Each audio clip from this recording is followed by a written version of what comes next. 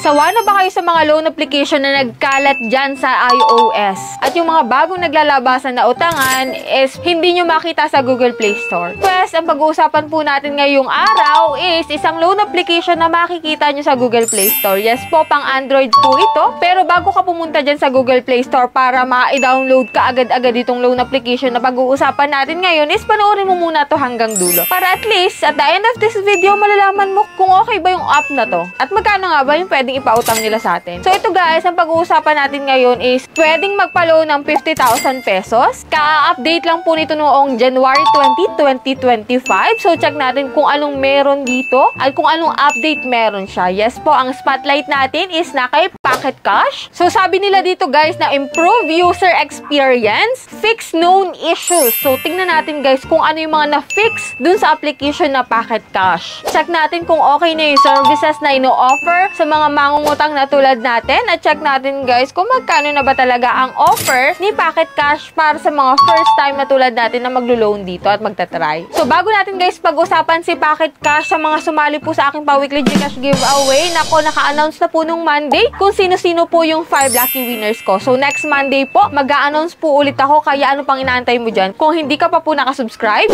i-click mo po yung subscribe button, i-like itong video na to at mag-iwan ka na ng comment dyan sa comment section. Dahil next Monday, another set of 5 lucky winners po ulit yung aking pipiliin. And at the end of this month, may isa po akong pipiliin na mananalo sa aking pasal phone giveaway. Dito guys, marami na pong nanalo at paulit-ulit pa rin nananalo. Kung ikay nanalo na before, pwede ka pa po ulit manalo. So dito guys, pag-usapan na natin si Pocket Cash guys. Ano na bang improvement meron siya ngayong 2025? Ano na ba yung mga issues na naayos niya? So if you're interested, keep watching.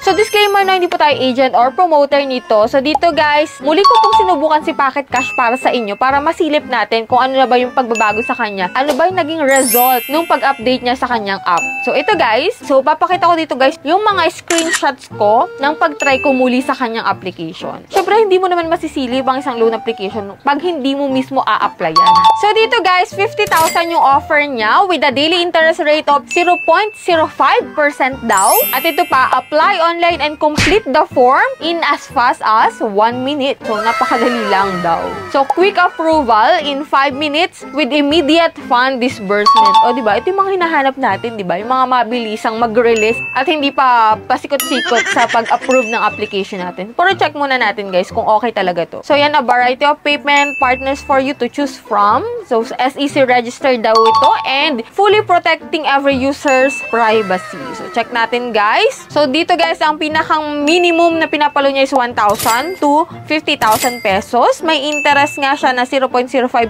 and ang loan term daw dito is from 61 days to 360 days from 1 year ha. So yan guys, loan application, fill upan mo lang tong mga to. Your company name and yan, about personal information to. And dito guys, emergency contact, 3 number lang po yung kanilang hinihingi. Optional yung isa. And dito sa identity verification, ito po yung mga ID type na pwede dito guys. Kung makikita mo dito guys, naka-fill up na yung aking mga information. Meron na po akong account dito. Ayan, may credit review sila dito. Ilang seconds lang, malalaman mo na kung approve ka or hindi. So, still, under review po yung ating application dito. At ito pa yung nakakalungkot dito ha guys. Nag-update nga siya, pero hindi po tayo nakapasa. Na-reject po yung ating application. So, nakalagay dito guys, didn't pass review. Your loan application did not pass the credit review. Please prepare new application materials and resubmit for review after 13 days. If ever man na may account ka na dito before, halimbawa, sa unang account, ang ginamit mo is PRC ID, gamit ka ng ibang ID.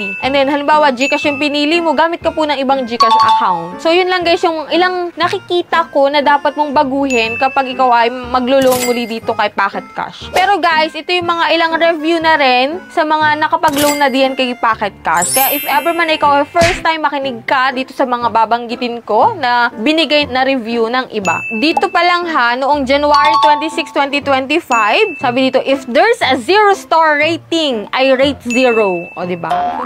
This app is unreliable due to excessive fees and deceptive terms. I got only 1,340 from a 2,000 loan after a 660 fee deduction. The loan was disbursed without consent and the term changed from 157 days to 7 days. The 888 interest in 7 days totaling 2,228 is unacceptable. So, hidden fees, unclear terms, and sudden changes causes stress, harm, credit scores, and disrupt stability. Avoid this app to prevent financial hardship and unnecessary stress. O, diba? Doon sa 2,000 pesos daw po na niloan nitong si Eleodora Neal, kung if ever man nakikinig ka dyan, 2,000 po yung na-loan niya and 1,340 na lang po yung na-receive niya at may binawas po na 660 pesos. Pero nagbago daw yung kanyang term, imbes na 157, naging 7 days lang. So, after a week, magbabayad ka na. And ang total po ng repayment niya is 2,228 pesos. So, lumalabas po na 888 pesos po per day ang tinutubo ng 2,000 po na niloan niya dito kay Pocket Cash. So, yan guys dito pa lang sa review ng isa nating commentator, talagang mapapaurong ka ng mag-apply at mag-install nito. So, ito guys, ka-apply lang nitong February 5, 2025. Questionable for terms, although is long-term but the term is not fixed. Same as other loan app, always big amount for first payment and not divided well in terms. Bakit mga Englishero yung mga nagko-comment dito? And no choices for deleting account. Yeah, wala daw delete account, no? How will you pay for that? If loan, the payment of 2,200 should be Feb 11. Then the rest, 2 pesos every month. Wow, so nice.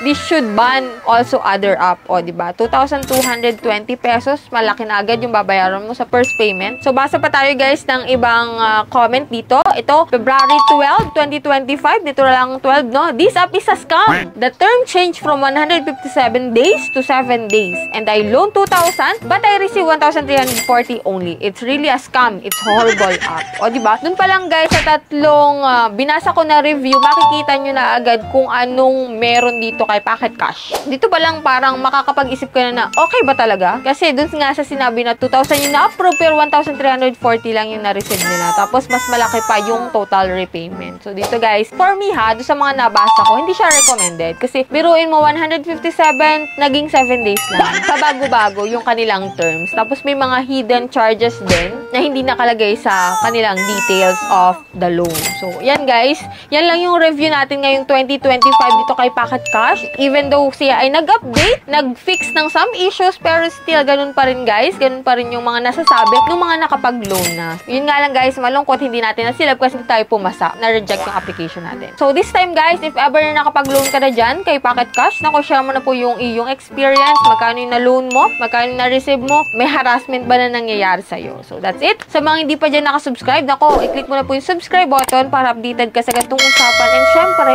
sa mga bago naglalabasan ngayon na utangan. Bye-bye na muna for now guys. See you on my next vlog.